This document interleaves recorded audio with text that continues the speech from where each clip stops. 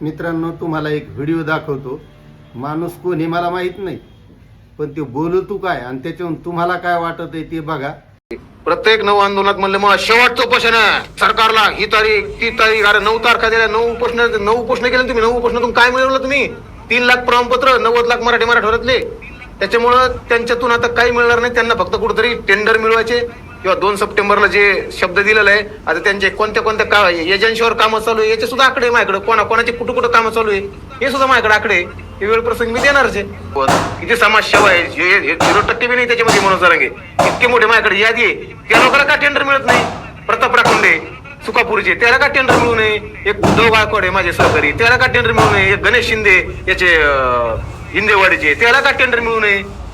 आता आंतरवली ते 12-13 लोक आले, त्याला ते लस्सी दिली.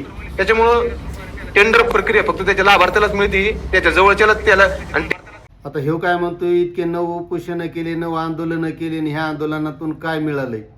आता हे याच्याही लक्षात आलं असं काय मिळाले त्याचे, कारण त्याच्यात तोंडातून सांगायला किती लोक मराठा आरक्षणात गेलेली.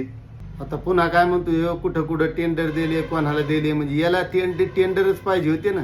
त्याच्यासाठीच बोलत असेल का नाही?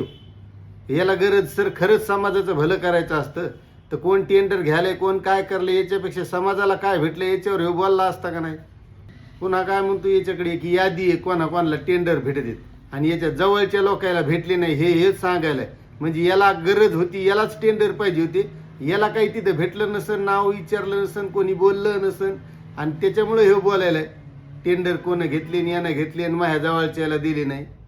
आता ते टेंडर मिळतेत का नाही काय माहित नाही, पण आता हे म्हणतोय की त्याच्या जवळच्यालाच मिळते, म्हणजे याला काहीच भेटलं नाही म्हणून बोलायला. आता याचं नाव गाव काय मला माहित नाही, पण तुम्हाला माहित असलं तुम्ही कमेंट करून सांगा.